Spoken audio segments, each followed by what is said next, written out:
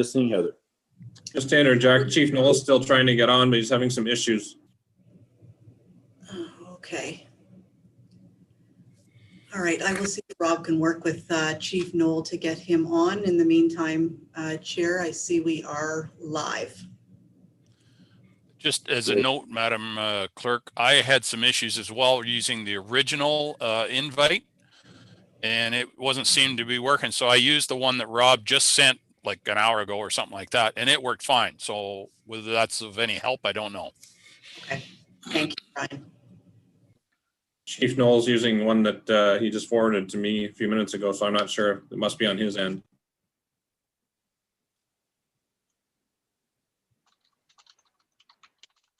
Did you want me to wait, Madam Clerk, or do you want me to go ahead, or what? I think you're good to go, Chair O'Leary, because Randy's going to be doing his overview first. Okay, we'll call the meeting to order. Good afternoon, everyone. Hope everyone had a great holiday. I'm unhappy to announce that I'm up 12 pounds since the start of it. And I'm only announcing that because I'm assuming everyone is less, so you should all feel good about yourself. Is there a declaration of interest? Seeing none, item number 3, review of work to date. Randy, you're taking that? Yeah, thanks, Chair Leary, and good afternoon, everyone. So there were 2 meetings in December to provide a bit of an update and overview of the recommendations and opportunities that came from those meetings. So the first meeting was on December 11th, which focused on labor and employment. We received presentations from the 4-County Labor Market Planning Board, YMCA Employment Services, and Grey County Economic Development staff. So we've summarized the potential recommendations and opportunities from that meeting, and that starts at page 16 of the recommendation and opportunities document that's linked in the agenda. So just to highlight some of the discussion and the recommendations and opportunities from that meeting. Unemployment rates continue to remain low for the region despite the pandemic. There was discussion around the need for more accurate data for each municipality based on past labor surveys. And it was noted as long as the response rate was high enough, that should be achievable. So staff will work with 4-County Labor Market Planning Board to explore this further. With respect to commuters, it was noted that the majority of workers in Hanover-Owen Sound travel under 15 minutes to work, with 19% of commuters have a 30-minute or more commute. And staff will work with the 4-County Labor Market Planning Board to determine how many residents commute into Hanover-Owen Sound for work, as this was raised as a discussion point at that meeting. In terms of retention and recruitment, we've heard from employers experiencing difficulties in retaining and recruiting staff. It was noted we have what's called a missing middle in people as well as missing middle housing. The missing middle in our labor force is the 25 to 45-year-olds. We do need youth to return after school. And it was noted that this missing middle age cohort and the housing missing middle are correlated. The top 3 retention strategies identified were regular increase in salary, recognition for service, and training opportunities. And the top 3 reasons for positions being hard to fill include lack of technical skills, lack of work experience, and not enough applicants. So one of the opportunities is to potentially work with employment organizations to provide employers, especially small businesses, with more HR information and training to assist with employee retention and recruitment strategies. With respect to migration, migration influences labor force, and it was noted that most people moving into Hanover were from West Grey and Brockton. This is based on 2016 census data. And those moving to Owen Sound were from Chatsworth, Toronto, South Bruce Peninsula, Georgian Bluffs, and London. It was noted that this may be changing as a result of the pandemic, with more people moving into the area from larger city centers. So one of the opportunities is to work with real estate associations to analyze data they collect on people moving to the area to better understand where our people are moving from, and from a labor force perspective, where are they coming from. In terms of workforce participation, It was noted that 15 and 19-year-olds have a higher participation rate in both Hanover and Owen Sound than the rest of Grey County and the province. And the highest participation rates for Owen Sound and Hanover are ages 20 to 24, or 20 to 24 and 35 to 44, excuse me. It was noted that there are jobs without people and people without jobs, and this represents a mismatch in skill sets to what the labor force is demanding. It was also noted that our aging workforce is also an issue. In terms of employment services, it was noted that some people need to access services more than once, while some people need to opt out for mental health or housing reasons. In terms of life stabilization and overall wellness, it was noted that there definitely is a correlation or a late relationship with income, education training, mental health, and access to stable housing. Therefore, we noted that there is a need to better understand what is often called the social determinants of health, and how some of the challenges that the task force have been discussing to date, including income, mental health, stable housing, access to transportation, education, these are all connected. And therefore, a multi-pronged and interconnected approach will be required to address some of these challenges. Employment training is key, and YMCA Employment Services is working with Grey County Economic Development staff, Sydenham Campus, and Launchpad for training opportunities. The group identified the need for working with employers to adjust their expectations, as well as working with youth with respect to social and communication skills when entering the workforce. The group also noted the importance of high school co-op programs and getting to youth earlier, such that they can make decisions early on the courses that they should take. So there definitely are opportunities to work with employment organizations to provide employers with further training regarding multi-generational workforces. There's also a need to explore opportunities to work with local school boards to provide information to students about local job opportunities and training and education opportunities locally, and starting that at the grade 6 level. There are also opportunities to enhance the high school co-op program and working with school boards and employers to provide further opportunities. And there's a possibility to look at school curriculum. Can it be enhanced to provide students with skills and information to better prepare them for employment? With respect to economic development, it was noted that collaboration and coordination are key, which is the rationale around the recent staff realignments between ECDev, tourism, and culture staff. And the continuation of the Economic Development Tourism Working Group will be key for collaboration. Broadband and initiatives such as SWIFT will be key to address the needs from a internet perspective and high-speed internet perspective of current and future employers, as well as our future workforce. Moving forward, it was noted that we need to listen to what businesses need. While the county is good at attraction, we also need to focus on retention.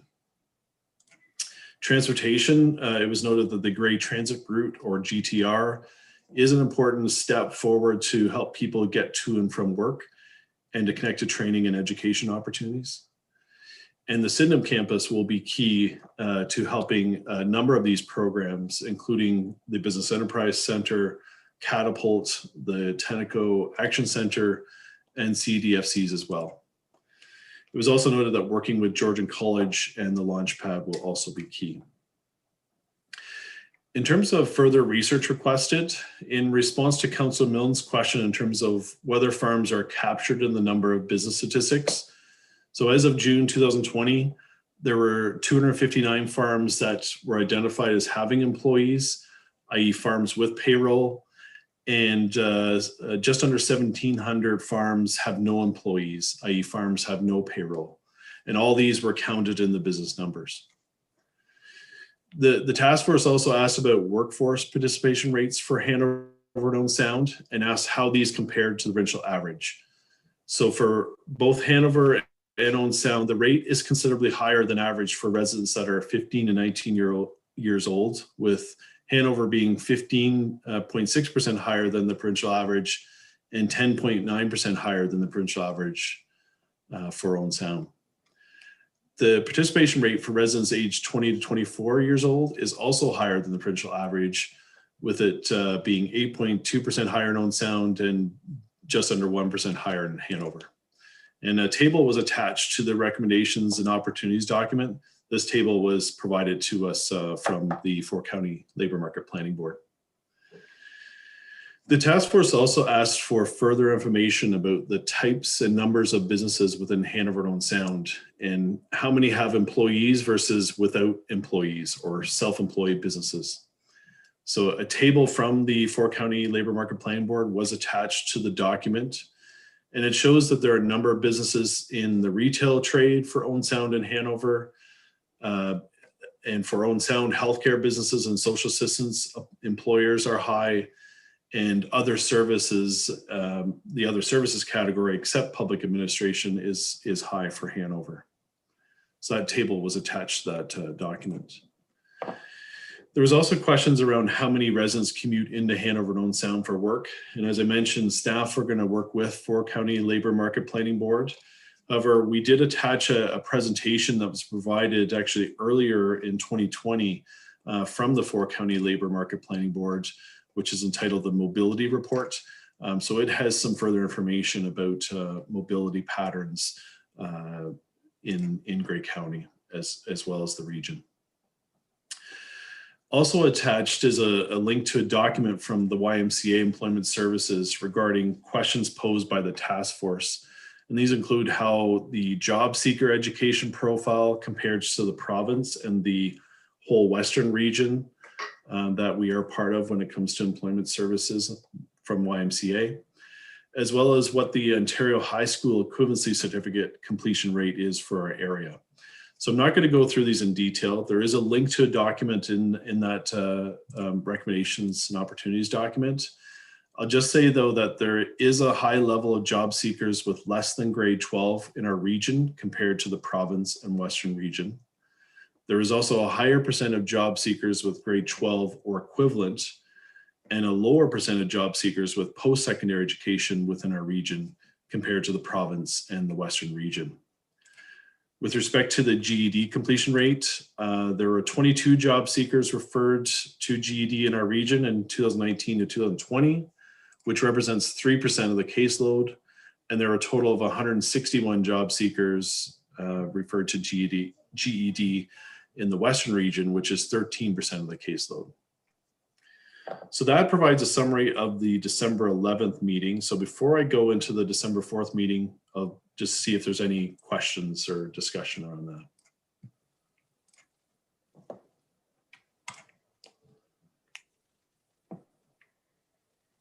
All right. Hearing none, I'll go into the December 4th meeting. So the second meeting was held on December 14th and focused on youth and senior supports.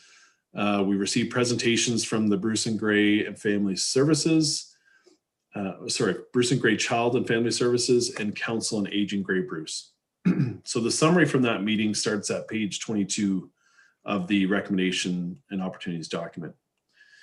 With respect to youth supports, Bruce Gray and Family Services have approximately 1,400 calls per year with concerns for children.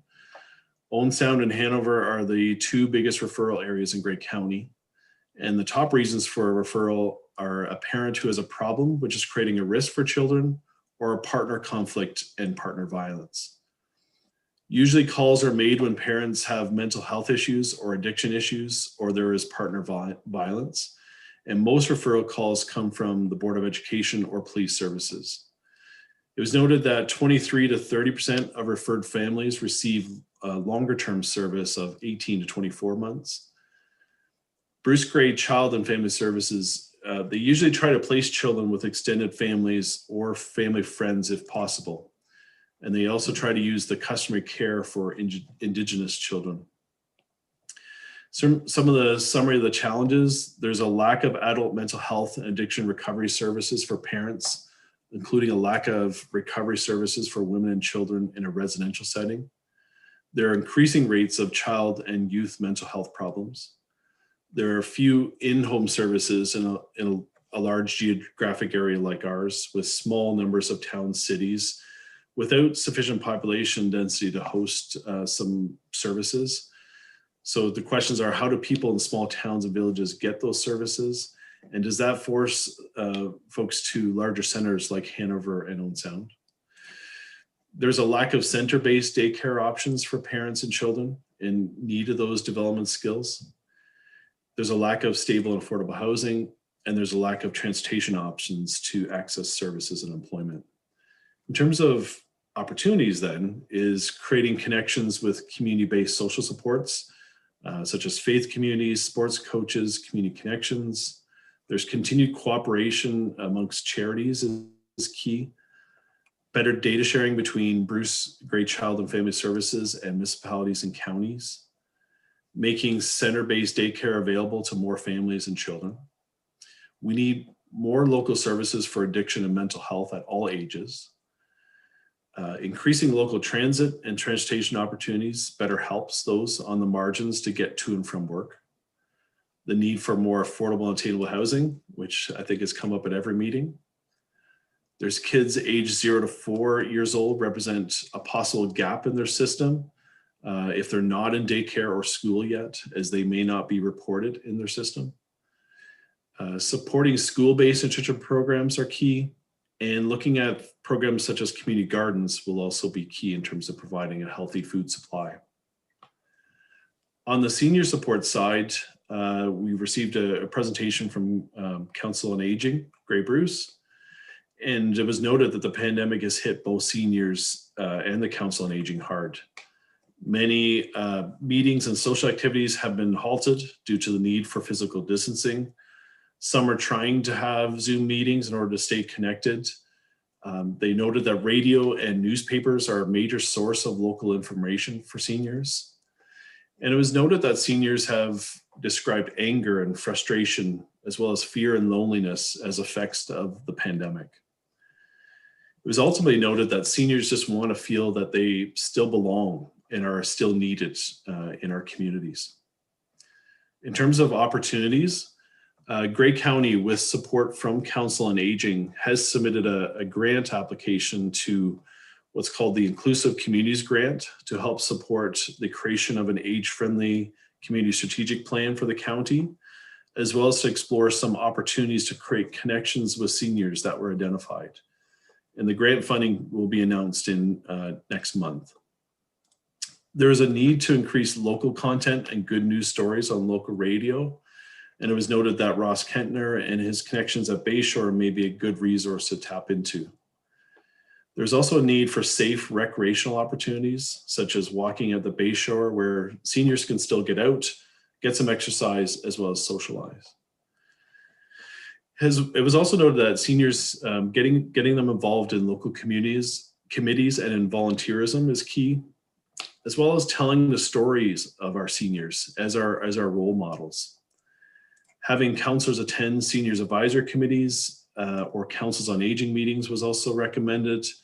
And it was noted that Grey Highlands Museum staff is starting to record community stories, and this may be a good fit for local seniors to share their stories. So I apologize for the length of that, because we had to summarize 2 meetings because we weren't prepared the last meeting to provide both summaries, but that's an overview of the December 11th and December 14th meetings. Thanks, Randy. Any questions from the committee? Okay, seeing none, we'll move on to item number 4, policing perspectives in Owen Sound. Happy to introduce Chief Craig Ambrose. Chief, if it's okay with you, we'll just go right through your entire presentation. Committee members can jot down questions as you go along, and we'll save the questions for the end. Welcome, Chief Ambrose. Mr. Chair, we do have Chief Knoll with us as well. He has joined the call. Okay, thank you.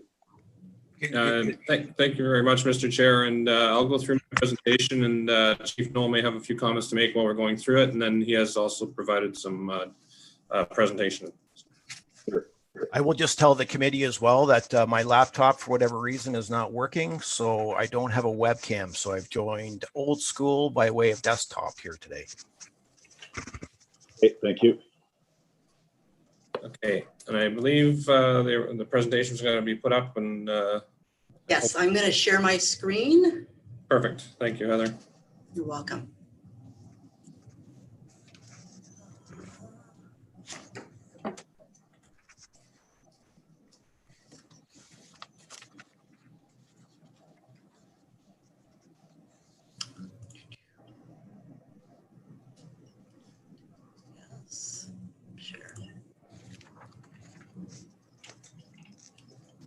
Can everyone see that?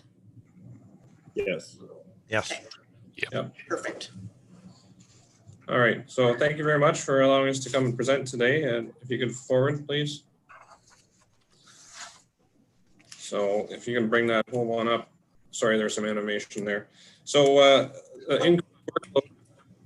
and calls for service, certainly over the last 10 years or so, from 2011 to 2020, including the pandemic time, we were below calls for service at the beginning of the year because everything was shut down, but we projected and ended up almost at a 4 to 5% increase over 2019. So every year our calls for service continue to increase, and that doesn't seem to be changing at all. And certainly with the mental health calls for service and the issues of the pandemic, we see that continuing next year. If you go to the next slide, it's just a visual representation of where we are for calls for service. And you can see that starting in 2011, and then they started to ramp up and they continue to increase. Next slide. One of the things that's been concerning has been, and as the crime severity that's come to the city since 2011, our crime severity index has risen about 67%, violent crimes up 50%, and nonviolent crime is up about 77%. And for those of you not familiar, that's a Statistics Canada captured statistic that we, as police service, are mandated to provide them with that information. So that's collected and captured by StatsCan based on our clearing codes and certain rules and regulations that they have put in place. Next slide, please. As you can see in this slide on the left-hand side of the page, the violent crime, nonviolent crime, and overall crime, you can see that a smaller town or a smaller city, one significant incident can spike the violent crime, certainly, and that's why I indicate that 2 times there were homicides, because you'll see the increase. But overall, that increase in violent crime, as you can see, and it mirrors the nonviolent and overall crime index. And then compared to the overall provincial average that's in the green line, we are certainly climbing at a much higher rate than the rest of the province. And that's a concern, obviously, in this area. As you can see, the number of officers that we have on the right-hand side of the screen has decreased at the same time as our calls for service have increased. So there's certainly a very high burden on the police service in Owen Sound. We can move to the next slide. This represents the number of arrests of individuals within the municipality.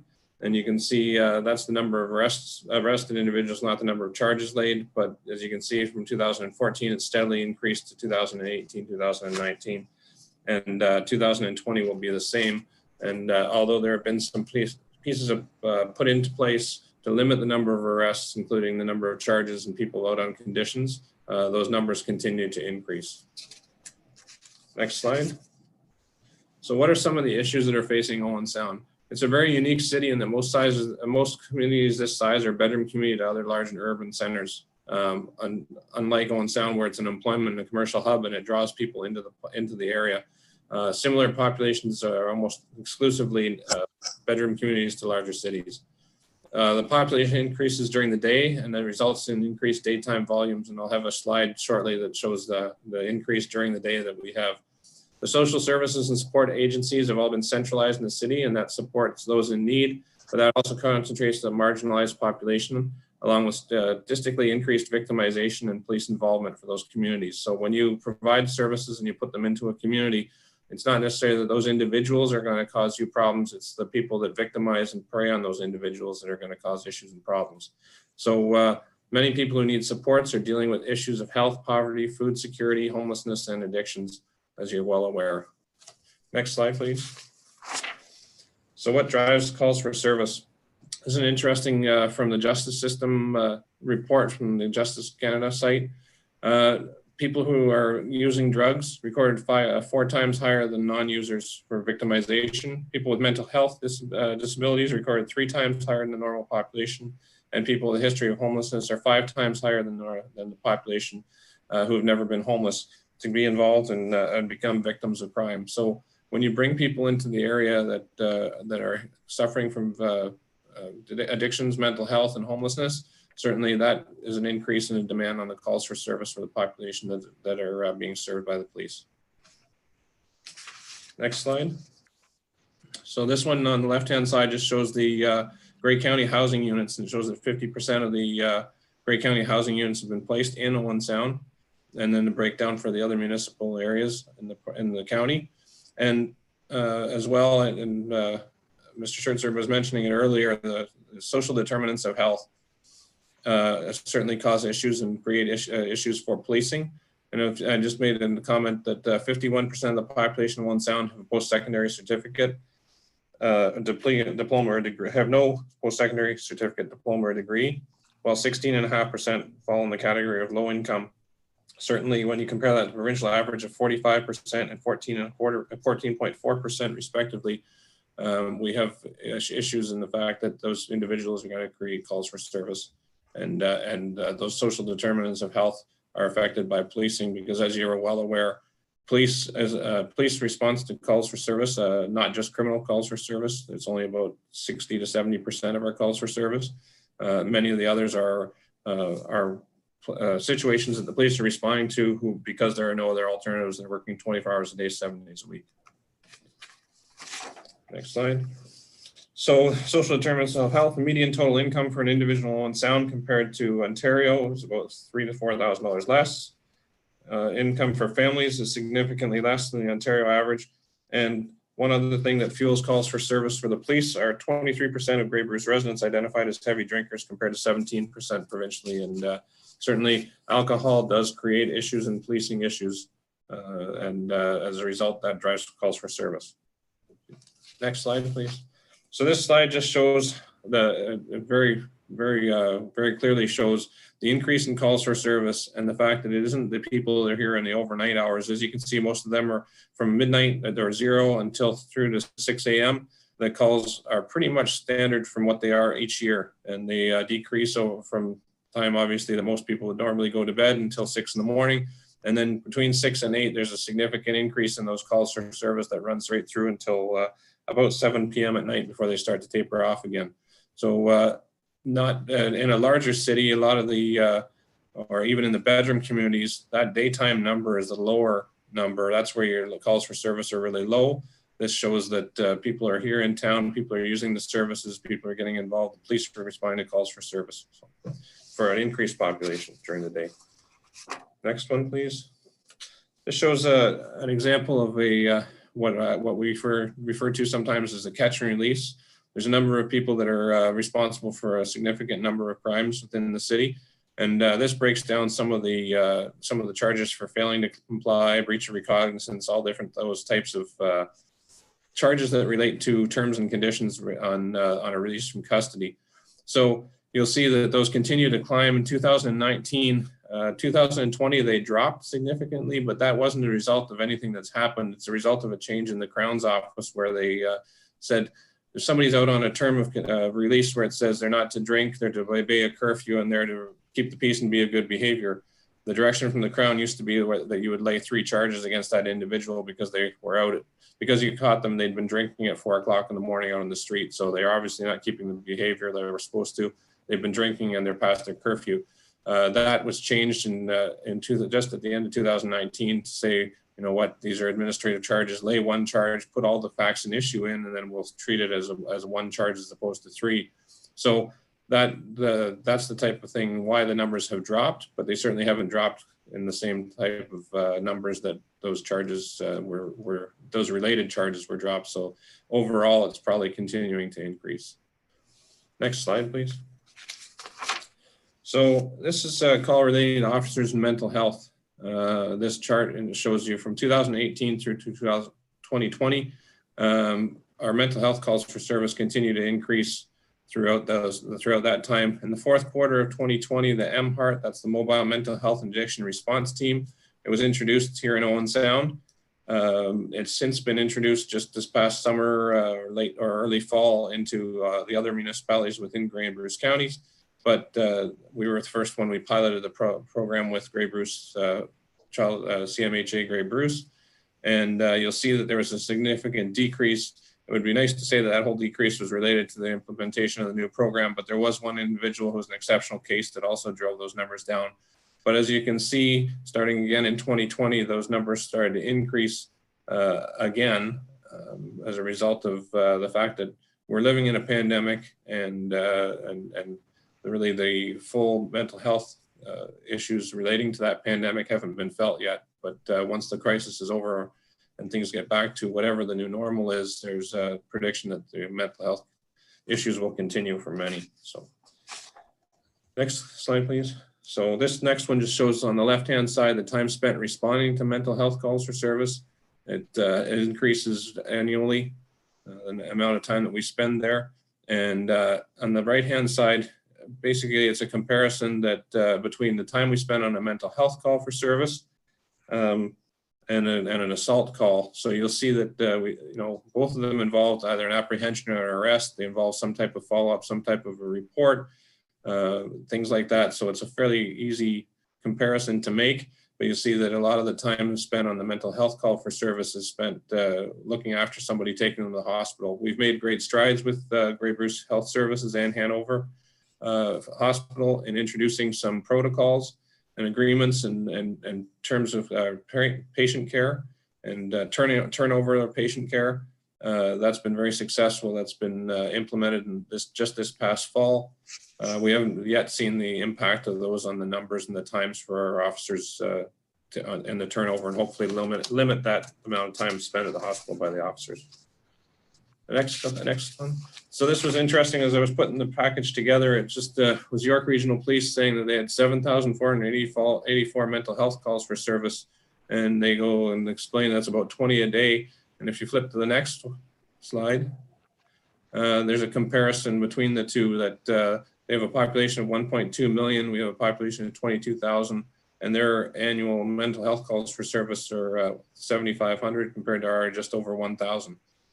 So we do have some significant mental health impacts here locally in the community. We're about 1 in 20, and they're about 1 in 160. So it shows you what their population is and their number of calls. So next slide, please. So this is interesting. Why is Owen Sound so busy? And during Mr. Scherzer's review about the amount of the population and the daytime population, the people coming into work, from a 2016 market area data report commissioned by the city, their daytime population is much higher than the population living within the city limits. Daytime population estimates include those that both work in the area and residing in the area. And it's important to identifying business potential as well as demands on policing. So that report estimated the daytime population in 2016 at just over 40,000. Next slide, please. So the interesting challenge is the tax base reflects the native or resident population, but the city provides services such as policing to those that are present within the city limits, including transients. And although transients may be benefiting local businesses, they also create increased service demands. So next slide. One example of that is schooling. So this information comes from the two school boards combined. And you'll see that about 53% of the people in Owen Sound attending school are from Owen Sound. So it's almost 50-50 of those coming from outside of the city. Yet anything that happens at the school, anything that happens during the day, those issues and concerns and problems all get left with the city and their responsibility to follow up and police that while they're here during the school day.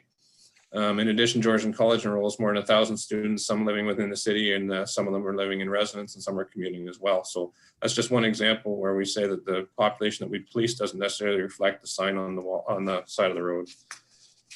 Next one, please. So when you look at when I say about the calls for service and our comparators, when you look at the population of Owen Sound compared to some of the others and the calls for service, probably the daytime population being about 40,000, and Woodstock has a population of about 40,000.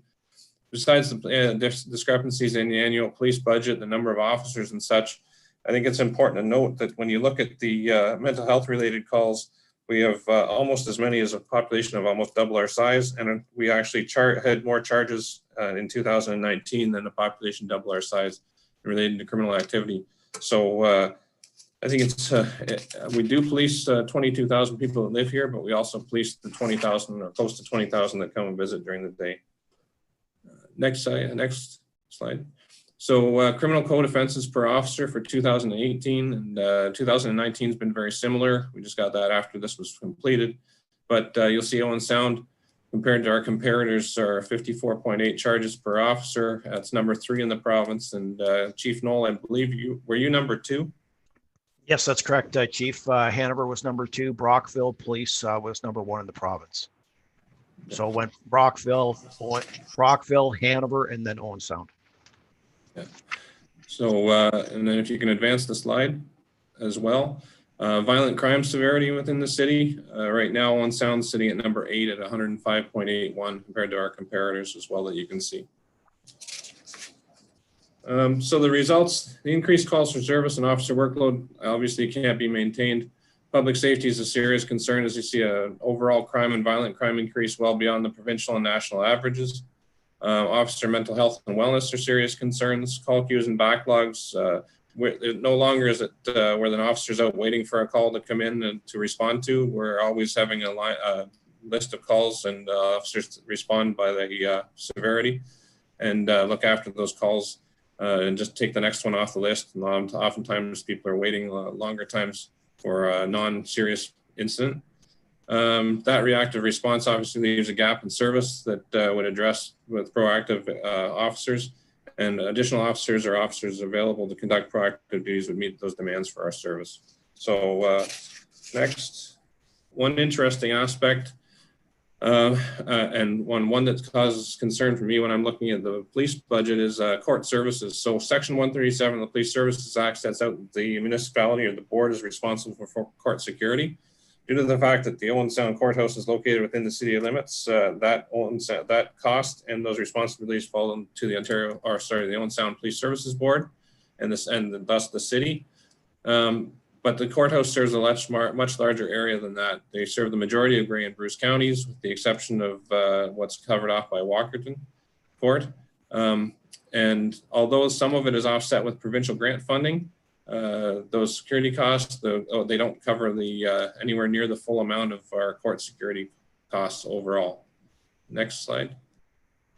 So a number of years ago, when they introduced the changes and made court security a municipal expense that was supposed to be offset, or some of it was offset by the Provincial Offence Act fines, and that was providing the county to offset that download for court security costs.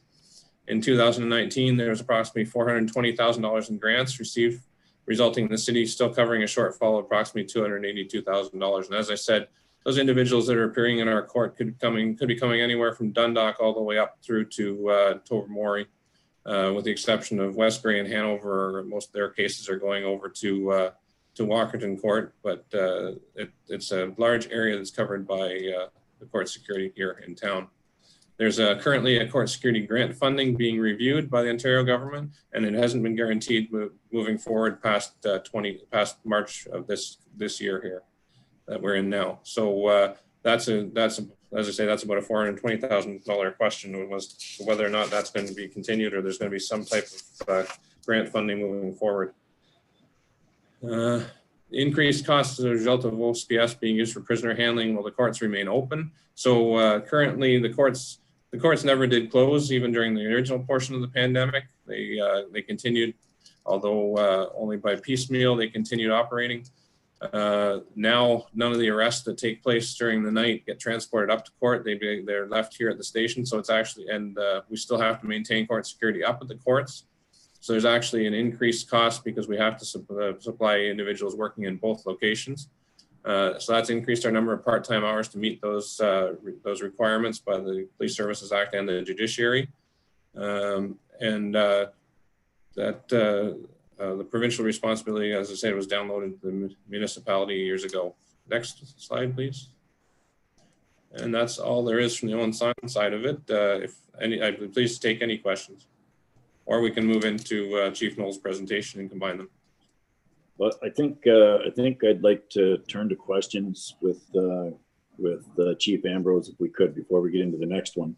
I just want to speak before we take these questions here. I just want to let the committee know that, you know, when I was first elected in 2014, I think all but 2 councillors were new, like first-time councillors. And, you know, the feeling was that that the taxpayers of Owen Sound have just had enough of the previous council, and it was almost a complete flip of the entire council.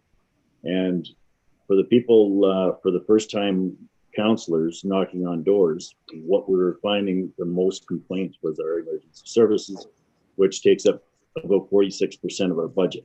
I don't think you can find anyone else in Ontario that has 46% of the budget to emergency services. So it was almost like a full-out blitz against our police department.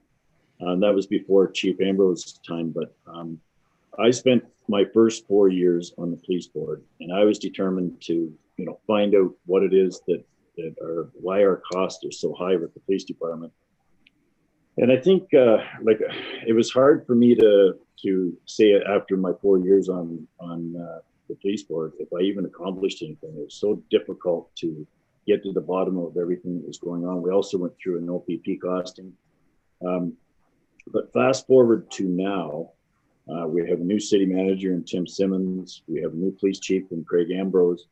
And for the first time, we have transparency with our police department that we've never had before. Our director of corporate services, Kate Allen, has had complete access to the numbers, like where the money is going, where everything about the money that we need to know as a council. And I think it's I can't speak for all of council, but I think it's safe to say that we're at the point now where we have a police budget that's completely way too high. We have police officers that are way overworked. And I think we've completely drained the swamp in terms of, trying to find something. We always had that mistrust feeling. I think the mistrust is gone now. I think we have a lot of trust in this chief, and we're convinced that, something's got to give. We have to find a way to get more funding because of the situation we're in. So I just wanted to set that up for you, just so that you know that, and I should mention the dispatch service too, which is, you'd like to think it would help offset the costs, and I think it does. I don't think we need to get into that, but it could be a lot worse if we didn't have the dispatch service. So I'll just leave that information with you and open it up for questions.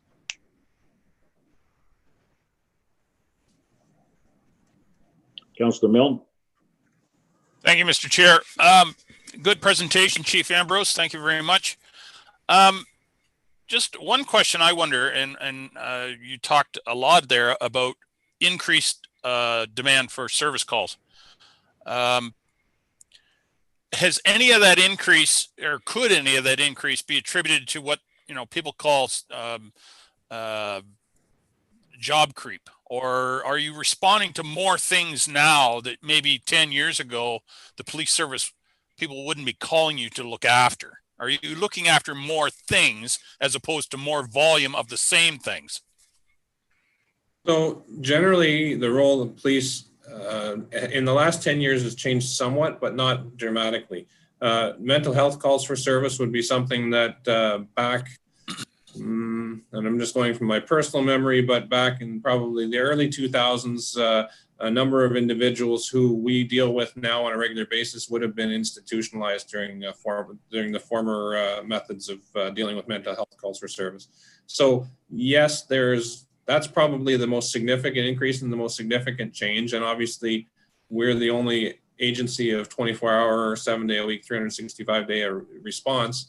And whether or not it's best handled by us is an argument that I would, I could say, yes, we do a good job. And I think we do a good job, but I don't think we should be the ones doing that job. I don't think we should be the experts in that field. But until there's some type of a replacement situation, we're there and we're it.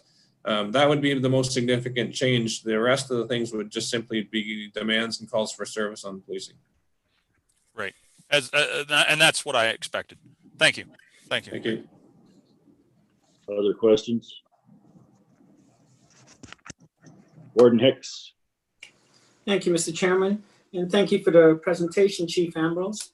One quick question. Students living in residence, are they counted towards the overall population for Owen Sound?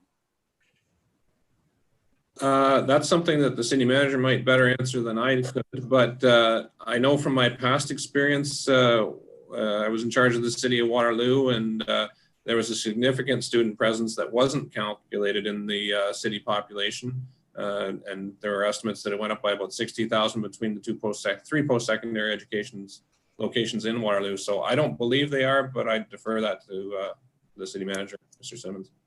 Students never cause any troubles. Yeah. So sorry, through the chair. I'd have to find out for certain, but I don't think it's not a vast number. As the chief said, I think there's about 1,000 students at Georgian, but a lot of them are day students coming into the campus each day and going out. But I can confirm for the next meeting and pass that along to Kim and to Randy to update in their next update for Friday. Mr. Chairman, I would think that students, when they complete their census, would probably be indicating their home address as their home. So would probably be captured under those stats, despite the fact that for a good portion of the year, they're not actually living at home. They're living on campus someplace else. Looking at the chart that you presented, Chief Ambrose, talking about volumes of calls and comparing that with officers, it would strike me that your volume's up and your officers are down, which leads to the question, does Owen Sound have sufficient officers for the call volumes? So my response to that would be that at the present time, no, that's caused us some issues. This budget that went to most recently to the City Council for approval was an attempt to start to remedy that situation. The number of officers under the Police Services Act should remain steady unless you have a hearing under Section 40 of the Police Services Act, which basically looks to determine adequate and effective policing services. That number has gone down or fluctuated.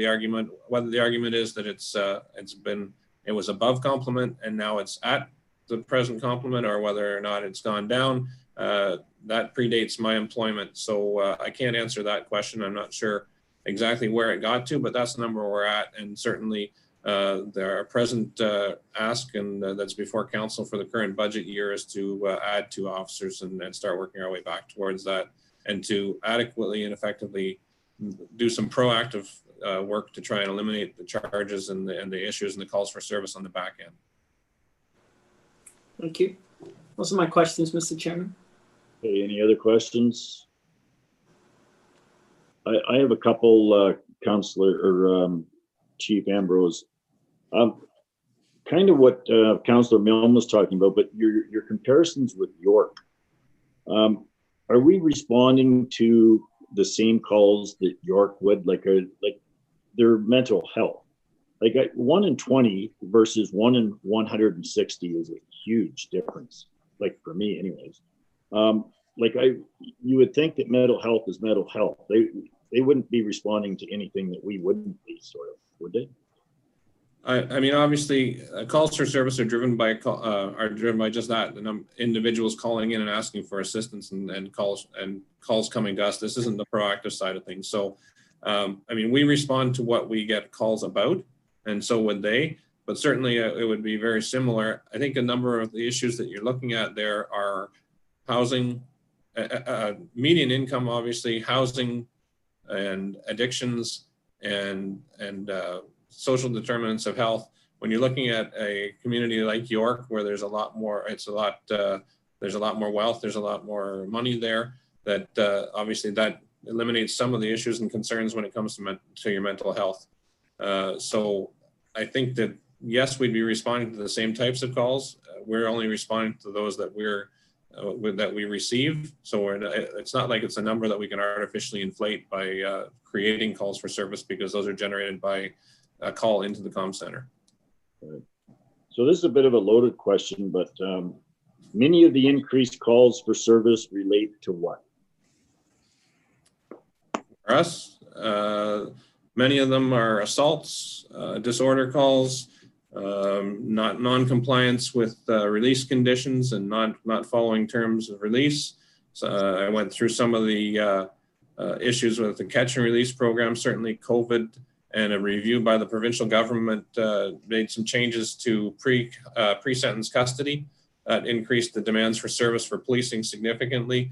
COVID, they wanted to decrease the numbers of people in custody, awaiting sentencing, and also finishing off sentencing. So they wanted to reduce the numbers and reduce the risk to those in custody. So there were a number of changes that came out that created issues for policing, and repeat offenses is one of them that's significantly increased in the past year and a half.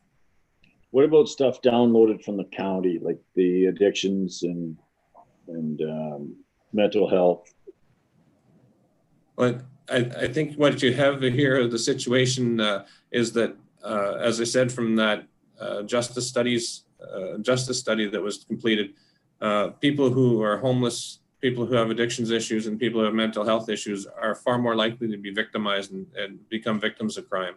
And I think what happens is when you focus and you create all the resources and supports in one area, what ends up happening is those individuals are concentrated in that area. And then along with the concentration of those individuals comes the fact that they're all victimized at a much higher rate. And that creates calls for service for the police, and it creates issues for policing, and it creates a concentrated problem. And I'll take it back to some of the rural areas within the county probably don't have a housing issue or a homelessness issue because there's nowhere that an individual can go where there's support to help them. So they're going to come to Owen Sound, they're going to be in Owen Sound, and or Hanover, or one of the population areas where they can get the services and the supports that they need. But along with that comes associated other issues and crime and calls for service.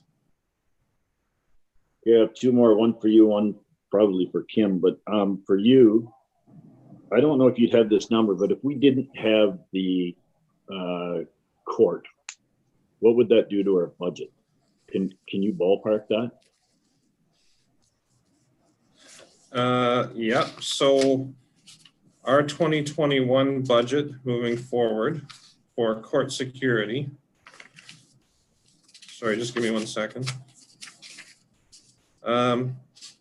So we received government funding, or we're anticipating government funding for our court security grant of $422,000, just over. And that still leaves us with $335,900 that isn't covered. So if we don't receive the court security funding, we're looking at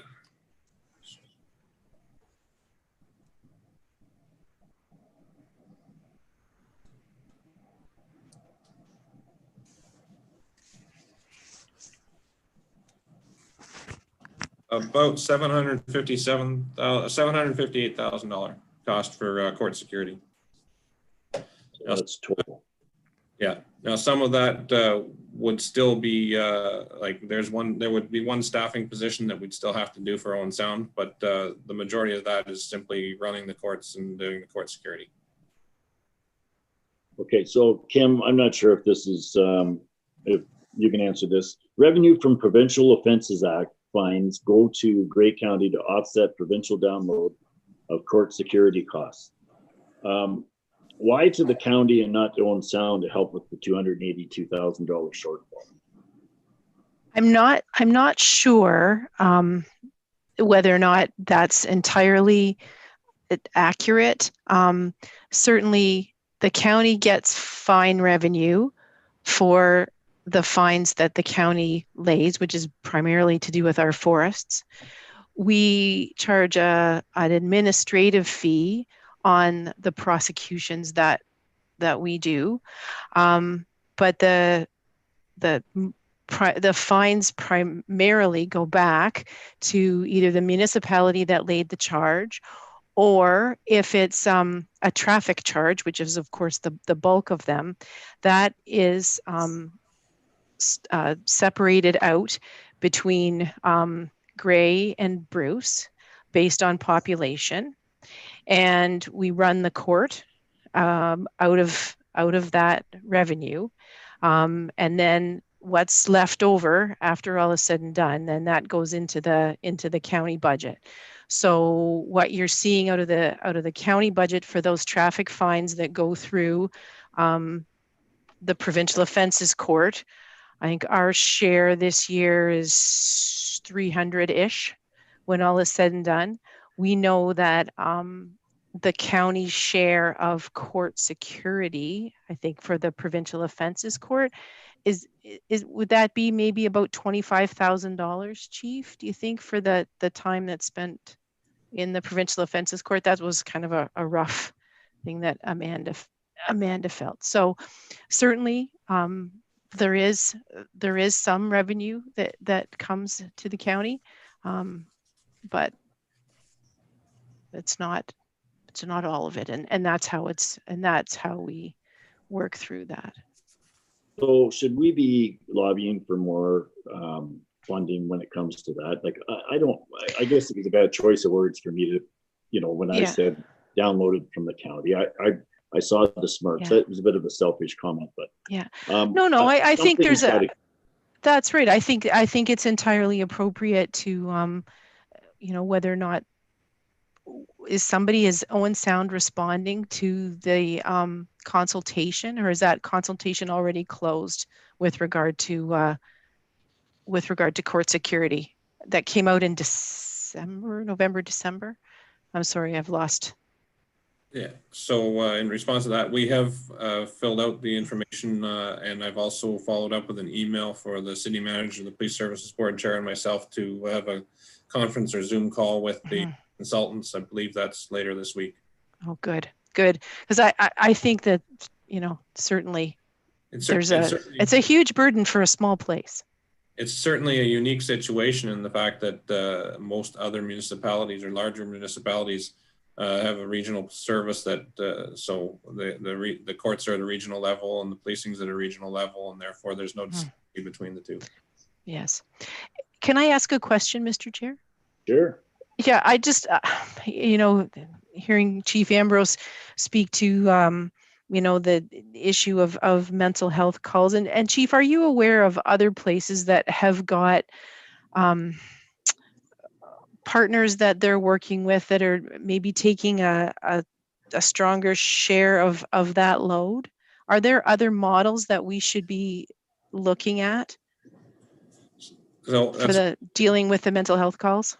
Yeah, so that's a really good question. And it's something that we're always looking at, is how do we effectively move forward and work on that. So just shortly after I arrived, I contacted Gray Bruce, CMHA Gray Bruce, and Dr. Clark McFarland, who was new at the time as well. And so we brought in the mobile mental health addictions response team and piloted it here in Owen Sound, partly because of the numbers and the ability to keep people busy doing that, but also partly because we were the first ones to the door asking for it.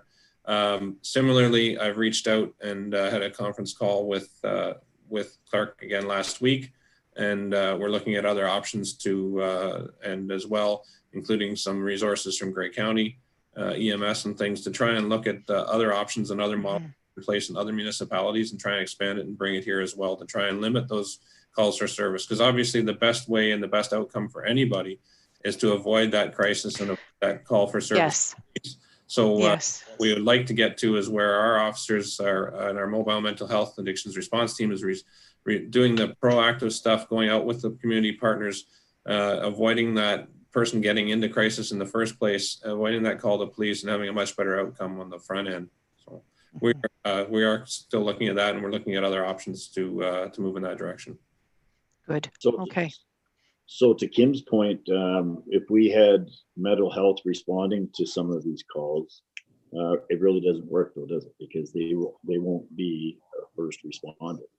So you would always have to be first to the door if mental health is going to be involved. In a lot of the circumstances and a lot of the situations, yes, we would. They'll be hesitant to respond on their own. Obviously, there has to be a safe environment. So that being said, we are looking at responding with our mobile mental health officer, who's not in a uniform, who doesn't present that same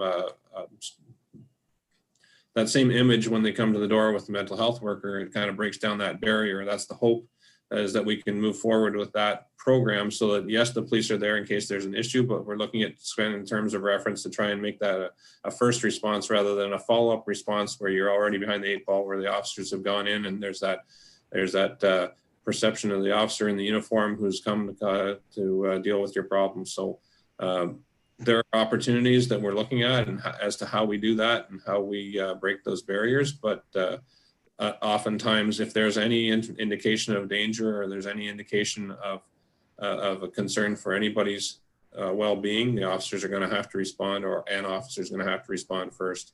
One of the other things that is being piloted in other areas, and it's something that we may look at here as well, is they're starting to put mental health workers in the communication center where they will, if the call for service comes in and it's not really a police matter and it's not really something that needs a police response, as opposed to not providing any service or trying to connect them to another service like 211 or 511 or any of those other services, the mental health worker can deal with it right there and take over the call. So there's a number of different options that we're trying to look at. It's a matter of how best to implement that.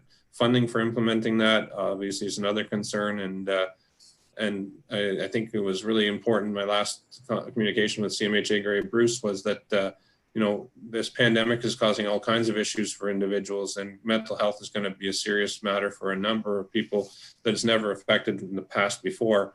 And one of the things about a pandemic like this, where it goes on, is you put everything aside until it ends, and then the fourth wave of the pandemic isn't necessarily the pandemic; it's the follow-up from then the emotional and mental health toll that it's taken on everybody that's been involved in that pandemic for the last year. So that's a concern for all of us moving forward, especially first responders and all the different services, not just policing.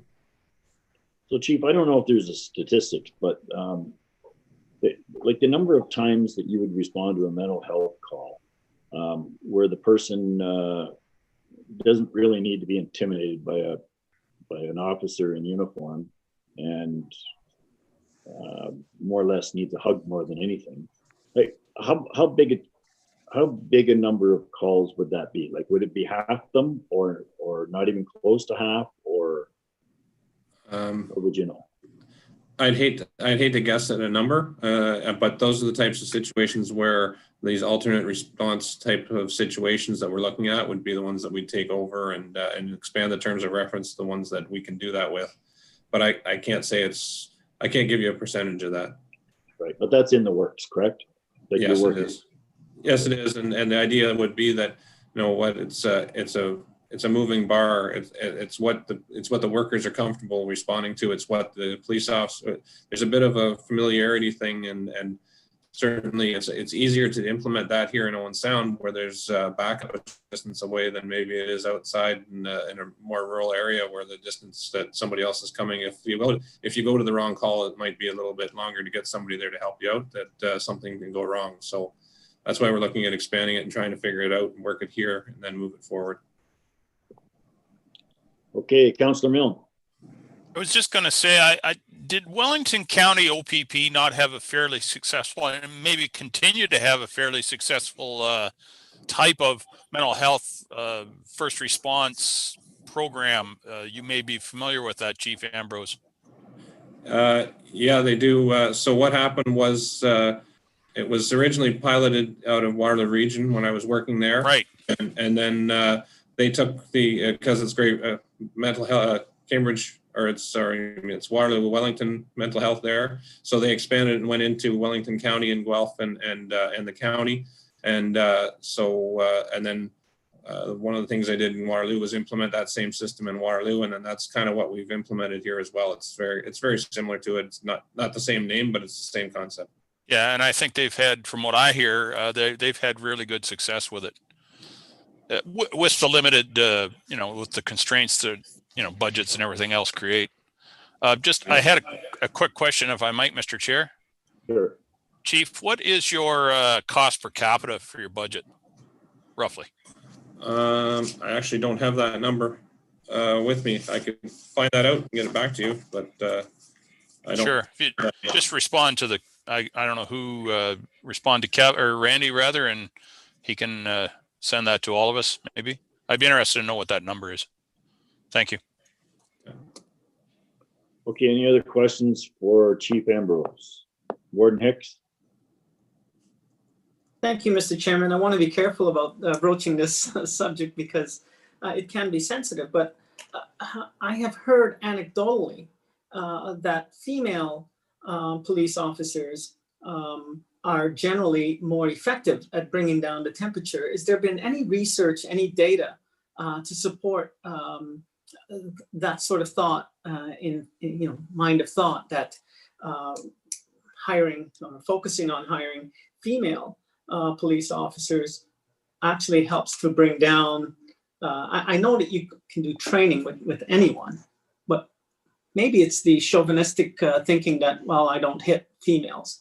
And so maybe there's more of a reluctance for somebody becoming aggressive with a female. Is there any data on that?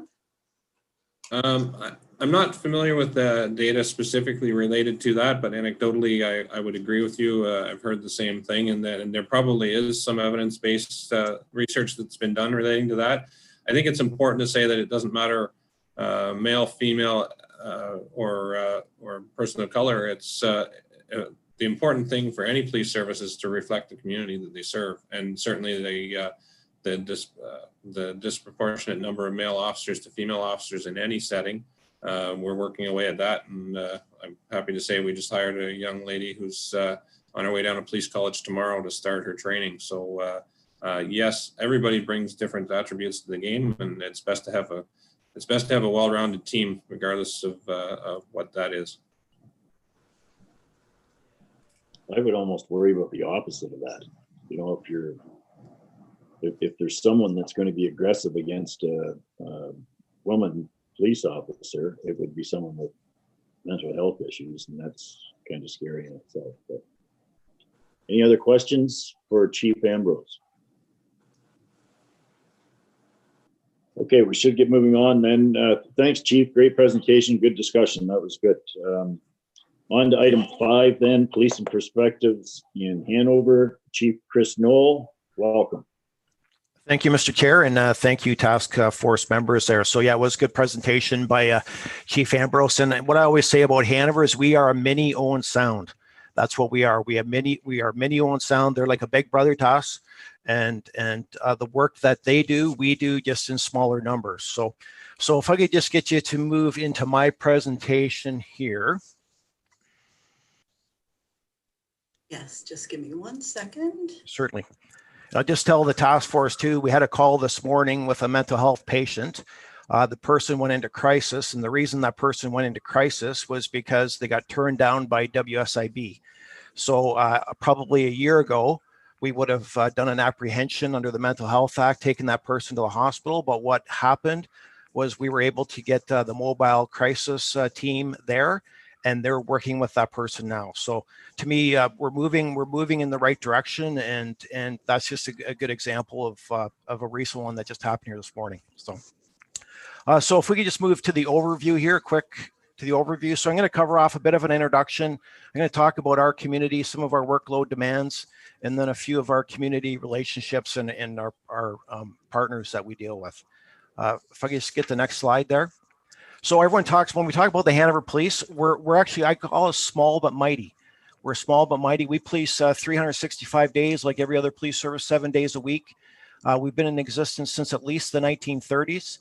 We have 14 full-time police officers, myself included, a deputy chief, a sergeant, 11 constables. We have 4 part-time constables that help us with scheduling and training and that. We have 2 full-time special constables and 1 part-time admin. Next slide, please. So when you look at our community, so in 2019, our population was 8,100 residents, and that's according to a Stats Canada. I know that's not the census number, but that's a Stats Canada number that we are working with, and that's from a crime severity report. We do consider ourselves a regional hub, lots similar to Owen Sound. We say we draw a population of between 40 and 45,000 people that use our municipality as a hub. You know, they come for their business needs, employment, social services, healthcare, schools, recreation, culture, entertainment, accommodation, shopping, and other service needs. When you look at actually the age of our population, I always say about half of our population is over 45. The other half of the population is under 45.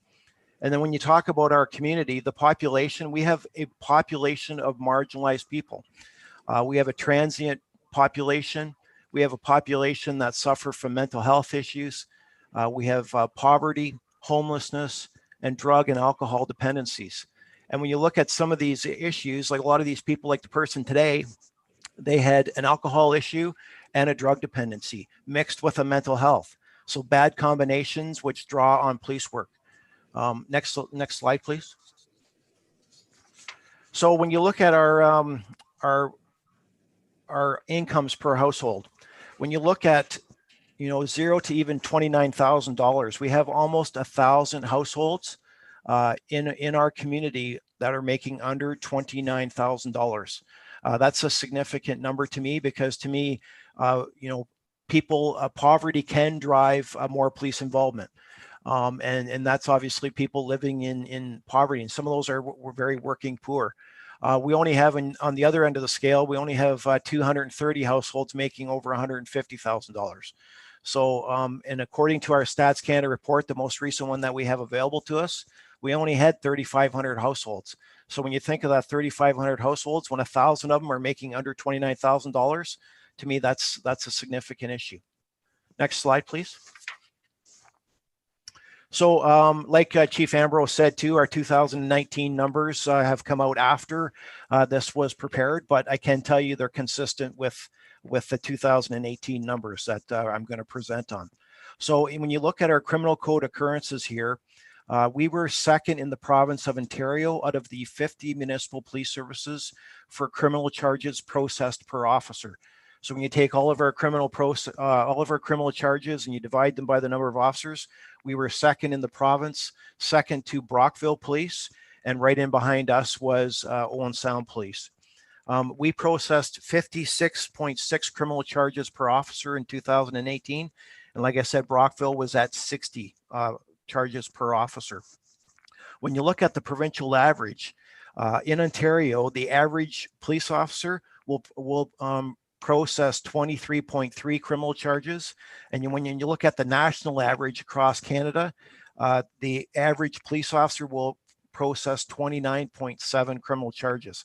So when you think of, you know, when you look at our numbers, the number of criminal processes that we're preparing and we're processing, it takes a lot of work to process criminal charges. I think we have a few lawyers on this task force here, and they can tell us that, you know, when we put together Crown briefs even today versus 20 years ago, significant change in the amount of work that we have to do. And then on the bottom end of the spectrum here is LaSalle Police. They produce 7.6 criminal charges per officer. So when you have a place like LaSalle producing 7.6 criminal charges per officer, that tells me that they are able to do more proactive work in the community. They can do other police work that basically makes the community safer and keeps it safer. When you look at the big numbers like ourselves in Owen Sound, we spend a lot more time reacting, investigating, and processing criminal charges. And you think about Toronto Police, you know, we're only a couple hours from the city of Toronto, but you think about the average, what the average Toronto police officer prepares, they produce 25.9 criminal charges per officer. Again, essentially half of the work that ourselves in Hanover and Owen Sound are doing. Next slide, please. This just gives you a few of our comparisons here. So when you look at Owen Sound, like I said, they're actually second on the list. Brockville would be above us. But these are some of our comparators that I would compare to. When you think of the city of Orangeville, 22, they're pretty consistent with Chief Ambrose's population. West Grey, they're our next door neighbor. They produce 24 criminal charges per officer. Shelburne, 21. Saugeen Shores, 30. Elmer Police, 21. Smith Falls, 28. Port Hope, 17. Deep River, 10. And like I said, the Canadian average and the provincial average in Toronto is there too. So it's just a chart to show you kind of where we sit provincially and with some of our policing partners. Here's our calls for service for the last number of years. They spiked in 2019. We had just over 5,000, almost 5,100 calls in 2019. This 2020 number may look a little bit low, but we have changed the way we process some of our criminal charges. For example, right now we're not doing we're not doing the volume of ride programs we were, but now when we do a ride program, we do 4 calls for service per year. We're generating 4 calls per service for 1 per each quarter.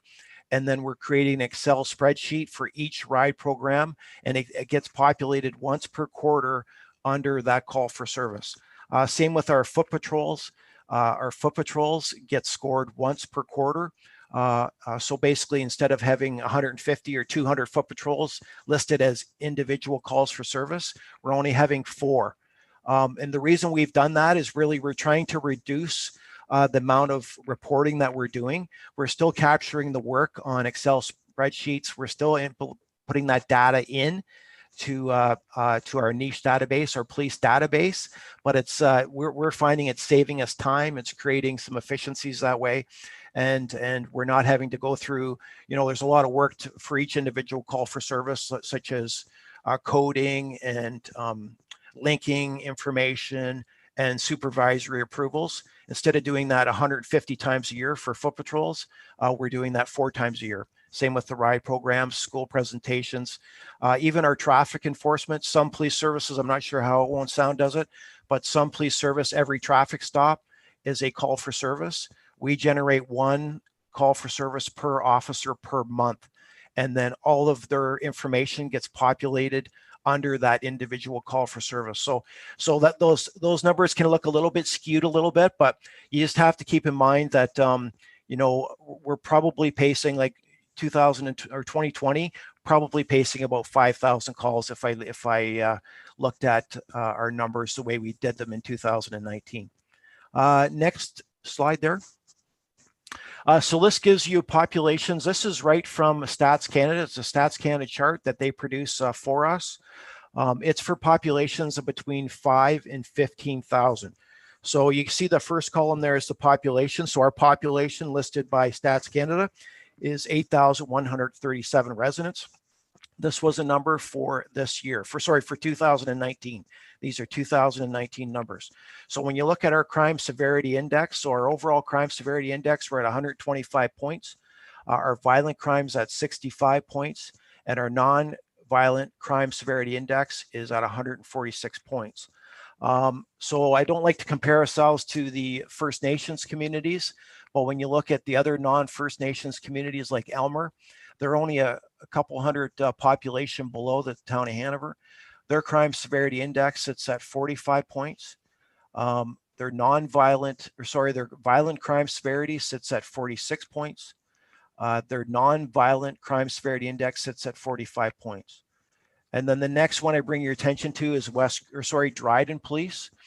Dryden does have a high population of First Nations members, but they're just a couple hundred people below our population. Their crime severity sits at 158 points. Their violent crime severity index sits at 132 points, and their non-violent crime is 166 points. When you look at West Grey, our neighbors right to our east, their population is about 5,000 people more than ours. Their crime severity is 47 points, their non-violent crime 38 points, and their non-violent crime severity index sits at 50 points. So you can kind of go through, take a look at those numbers, but where we really want to be is where Shelburne is. And I talk to the chief in Shelburne a lot, and I always tell him he's got the gold standard down there, because when you look at his population, he has close to 1,000 people more than the town of Hanover, and their crime severity index sits at 31 points. And then their violent crime sits at 53, non-violent crime sits at 23. And they're honestly, to me, they're the gold standard, and we need to be where they're at. And I can't really explain the difference in the demographics in the community. I don't really know enough about Shelburne, but that's where I want to be. Next slide, please. So in 2019, these are the top 6 highest overall crime rates in Ontario across the board. So Timmins has the highest crime severity in all of Ontario, sitting at 137. Hanover is second in all of Ontario, sitting at 125. Brockville is third, sitting at 112. Owen Sound is fourth, sitting at 106. Sault Ste. Marie at 107, Thunder Bay at 104. That rounds out your top 6. And then in Canada, you're looking at 75 points for the across the country from coast to coast. And in Ontario, you're looking at 60 points. And then I just threw Toronto in here just to give you an idea where Toronto sits, and West Grey being our closest neighbor. So, next slide, please. So last year, out of our 5,098 calls for service, you know, the 5 most frequent crime calls that we deal with are thefts, break-ins, assaults, frauds, and mischiefs. And a lot of these crimes, I call them survival crimes because for the most part, when you have thefts and break-ins, those 2 are the biggest 2 that we deal with for crime calls. And they're, in my mind, for the most part, they're survival crimes. You know, thefts from cars, break-ins to businesses, break-ins to homes. These people aren't putting thousands of dollars into their bank accounts. Really, what they're trying to do is most likely feed an addiction, is what they're trying to do, or they're trying to survive. So to me, that's what I would call survival crime. Out of all those almost 5,100 calls for service, we estimate, and I'm going to start tracking this in 2021, but we estimate that between 50 and 60% of our work involve non-residents. About 50 to 60% involve non-residents or people with no fixed address. And we have a significant population, like I said before, of people that have alcohol and drug dependency, poverty, homelessness, transient lifestyle, mental health, and family violence. And like Chief Ambrose said, you know, do you go to a community that has 1,000 people in it with no services? Or do you go to your biggest center where there is services? And I can personally tell you, I have spoken to people before and I said, what brought you to Hanover? And they said, oh, my worker's in Hanover. And I said, your worker? He said, yeah, my worker, my mental health worker, my addictions, my concurrent addictions counselor. And, you know, I don't have a license. I'm a 40-year-old male. I'm suspended. My license is suspended. I came from Teeswater and, you know, there's nothing in Teeswater for me. So I moved here and I like it here. But, you know, that's drawing our police work. And that's just an example of some of the things that we deal with. Next slide, please. So out of our estimated 5,098 calls for service, we believe that we generate about 16,000 police or public contacts per year. We also process in the town of Hanover about 600 background checks every year. And then we also estimate that we deal with about over 2,000 walk-ins to our police service every year, looking for calls for service, dealing with calls for service, background checks, general information, and other reasons. And I will tell you that we have a high population of people dropping into our police station because we're kind of handy. We're visible. We're on the main street. People come here to do their banking and they need information. They may be from outside our municipality, or they may want to report something. And they said, well, we're in town, we'll report it.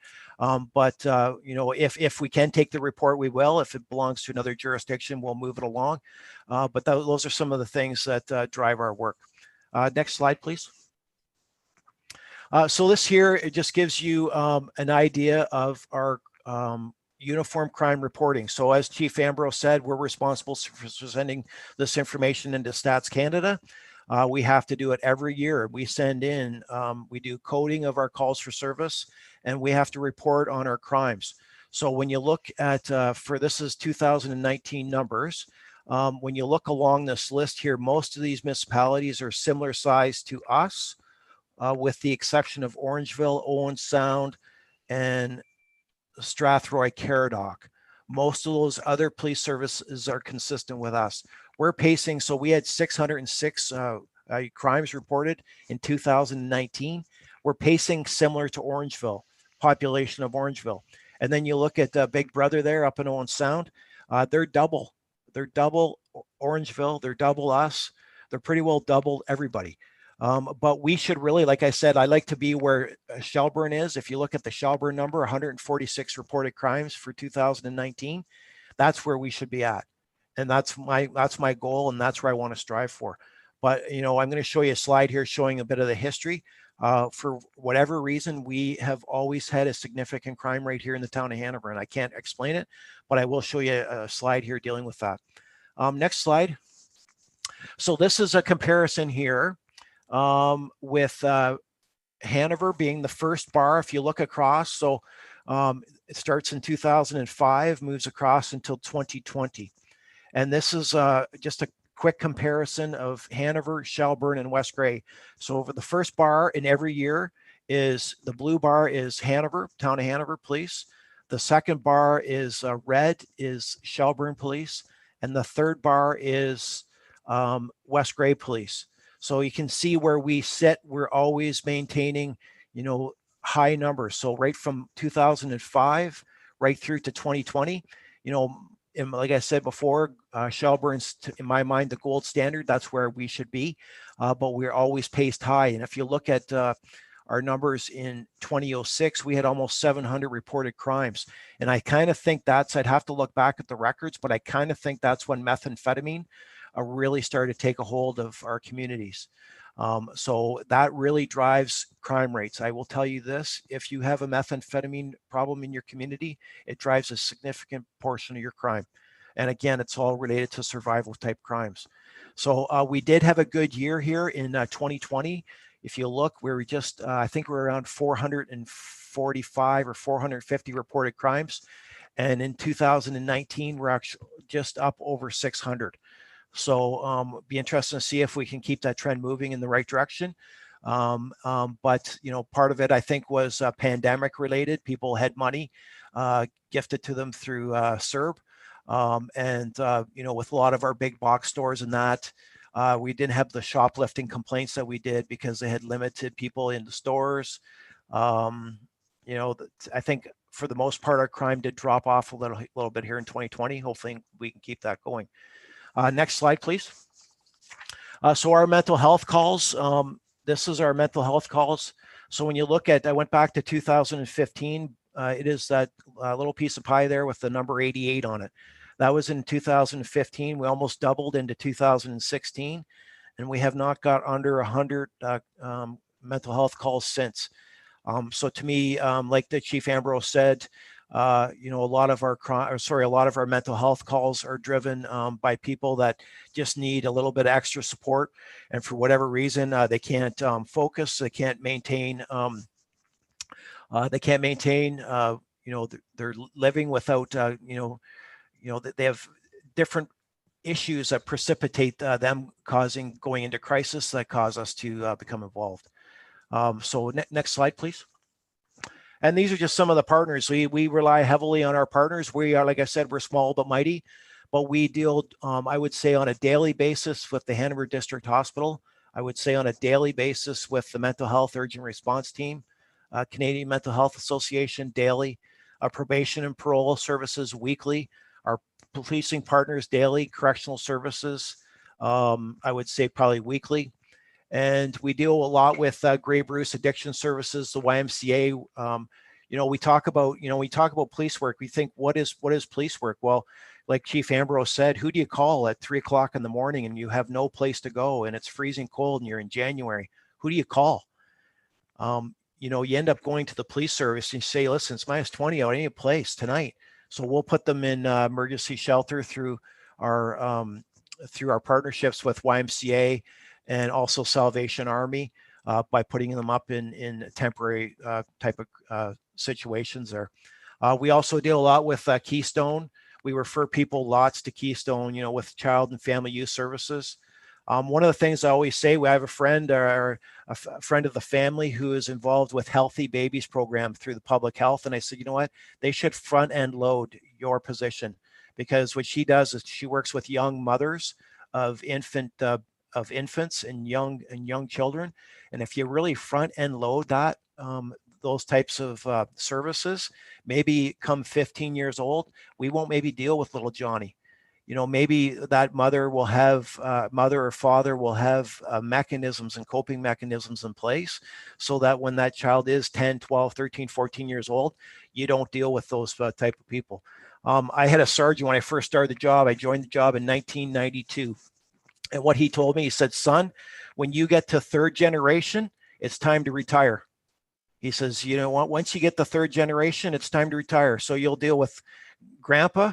Once you get to, you'll deal with a 15-year-old kid and you'll move through your career and you know, eventually he becomes the dad and eventually he becomes the grandpa, but you also deal with his son and his grandson. And you know what, I can honestly say, you know, as I come up to the tail end of my career, that is true. It's just, it's a cycle, and I can't explain why. And I'm not here to tell you, preach as to why. And I think I see Chief Ambrose nodding. He can probably say the same thing. But you deal with generations of families, and it's unfortunate, but it's true. Just some of the other community partners, is the church and the seniors groups. We work with them. We're heavily involved with our school community, our business community, our town department, and our town council here. We want to work closely with our council to keep them up to date as to what's going on. Next slide, please. And subject to that, that's my presentation. And if there's any questions, I'm prepared to take them. Thank you, Chief. That was a great presentation. Just before we get to questions, I just want to pop backwards there and ask City Manager Tim Simmons. Tim, did you happen to get a per capita number there at all? Yeah, sure, through you, Chair. So I asked quickly, our per capita cost is $351. Per capita is $351, but that excludes the court costs. So Chief, I think you said that's up towards 800,000. So you could tack on another $30 or $40 per capita on that. So it's more probably closer to the range of 400 with the court costs in there. Great, thank you, Mr. Simmons. Councillor Milne.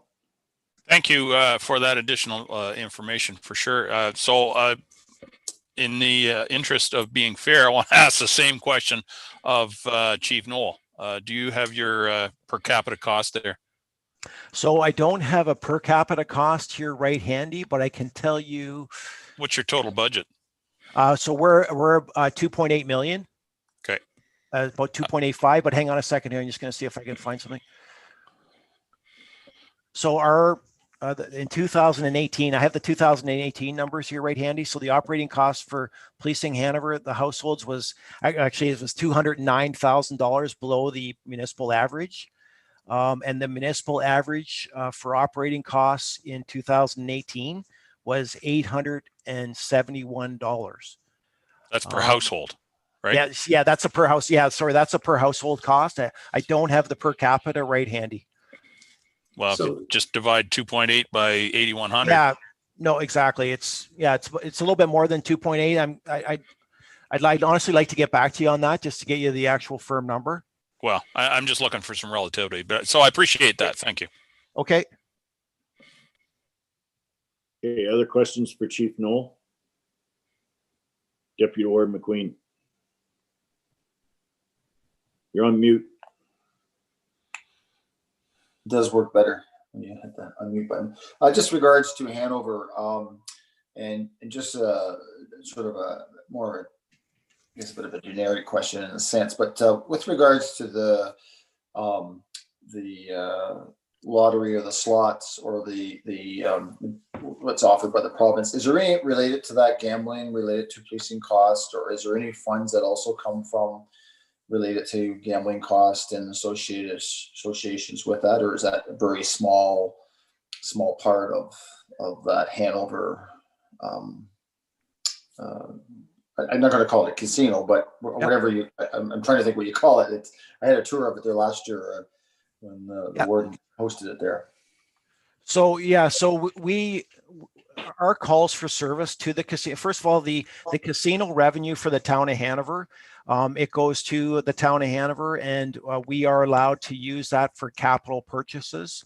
We can do submit through our budget and through our town council, through our police services board, and then through our council, capital costs.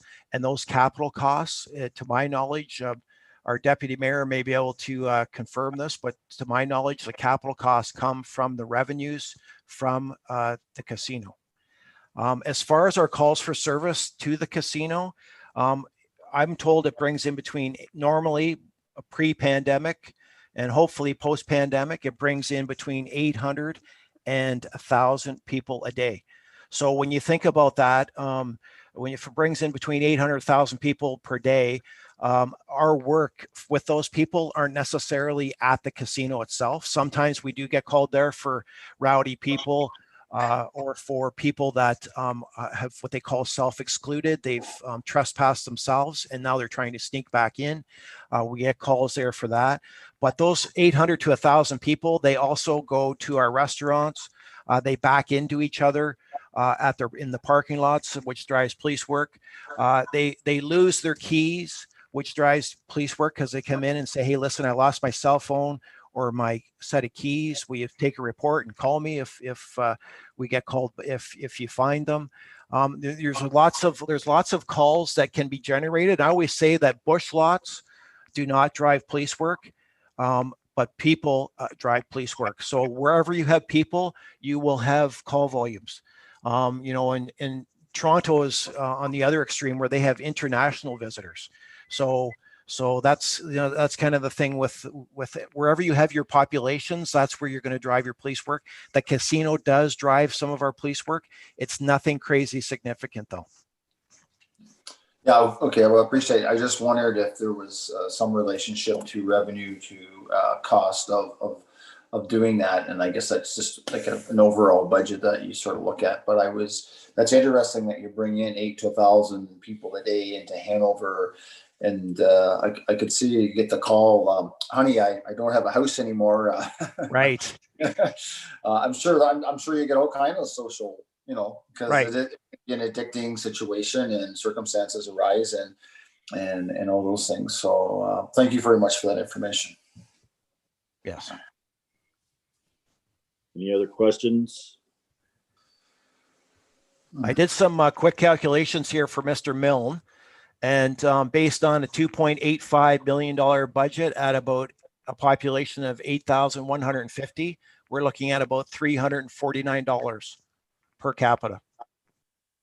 $349. So say $350 per capita based on a population of 8,150 people, a budget of $2.85 million. Councilor Milne, you're on mute. Sorry, so I was going to say, if you exclude the court costs in Owen Sound, you're pretty comparable to Owen Sound. I think so. Which is a long way from where, and I'm just using for comparison, Southgate at $200. Of course, we're using OPP, but we're at around $200 per capita.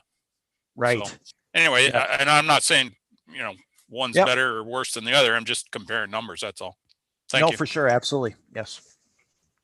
So, Chief, you have your population increases 40 to 45,000 during the day. So it's pretty much the same as Owen Sound. So that number too, we use that number as who uses this as a service center. I'd have to confirm that number through the town. I don't think that's a per day population.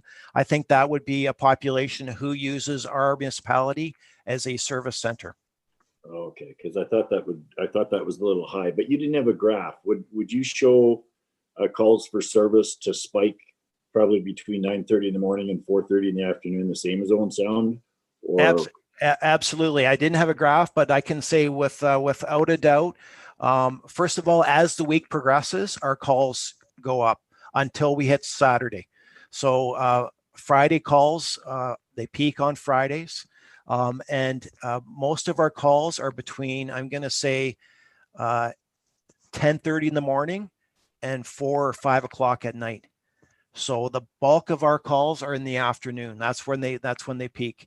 And our busiest day in the town of Hanover was we had 24 calls, I think, on a day shift one day. We had 24 calls for service.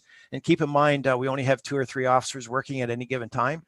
So there is no sitting around in our municipality. Right. It's so comparable. Like I know in Owen Sound, our downtown core, our DIA is always asking for more foot patrol or more police presence downtown. And in terms of priority, it comes last. So almost all the time, our officers, by the time they get in their cruiser from one call, there's 3 more in the queue already, and you lose that. The other thing I wanted to ask was charges per officer. That is a huge difference. Like on like the provincial average at 23.3, and you're at 56.6. That's in no way difference in policing, correct? Like the OPP doesn't police any different than you or own sound. No, we use the same criminal code from coast to coast. We use the same charter of rights, and the charges are what they are. I can't really explain why we have such high volume, but we have a high prisoner count and high number of charges per officer. Okay, thanks. Councillor Milne? Thank you, Mr. Chair. I see that Barb Fetty's on the line. I'm just wondering if, maybe this question's directed to her. We talked when we were listening to Chief Ambrose about, do we invest more money into mental health interactions first rather than sending a police officer first, or a combination thereof? I don't want to boil this whole conversation down to dollars and cents, but ultimately money, we follow the money, right? So is it more cost effective to invest more into mental health as opposed to police services? And I'm seeing you're saying yes, but I mean, that would be intuitively my answer too, but I'm just wondering if you can help me and talk to that a little bit, please. Sure. Thank you for, can you hear me? Yep, absolutely. Okay. So I can see you too. Okay, perfect. So I 100% believe in the investment up front. The upstream, the discussion that Chris was talking about where there's third generation, if you can break that cycle by investing up front, it's, there is a cost benefit analysis and it's $7 to 1. At least that was the last I'd heard. So $1 spent saves $7 later. And it's not just the services. I don't mean just the service. That's the wrong, I'm not saying the right thing. It's everything. It's education, it's trajectory, it's healthcare, it's the impacts to Chief Ambrose and Chief Knowles' day-to-day frontline staffers. It's mental health impacts and people's resiliency. It's everything. So it's all about those early years and what the impacts look like. And that's the importance of that community safety and well-being plan that we've got rolling out. We meet, it's Wednesday already this week that we're starting our work plan for this year. And there's, we worked really hard to meet the original deadline, and we did.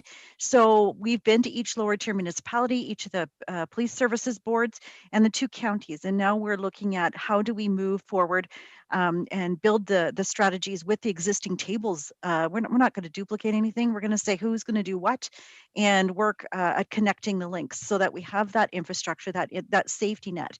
And it does go back to the social determinants of health. So this is what I eat, sleep, and breathe. So I won't bore the rest of you, but I do believe in the investment early on.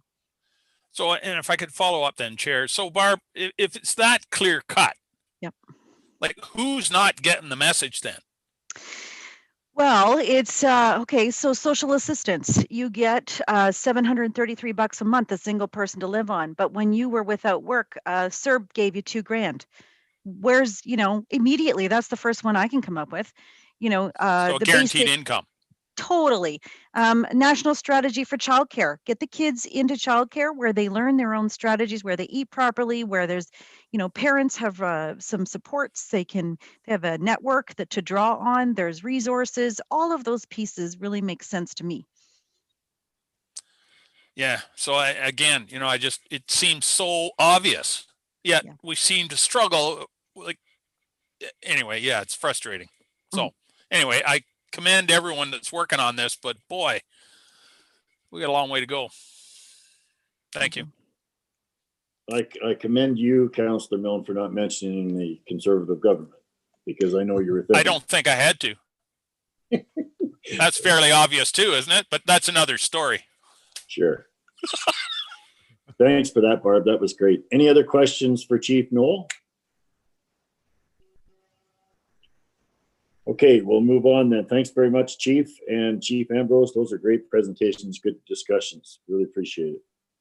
We'll move on to item 6, other business. Ken, do we have any other business?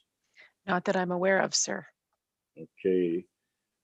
Item 7, our next meeting date, January 15th, which is really close by, actually. We're going to have another quick one, back to back.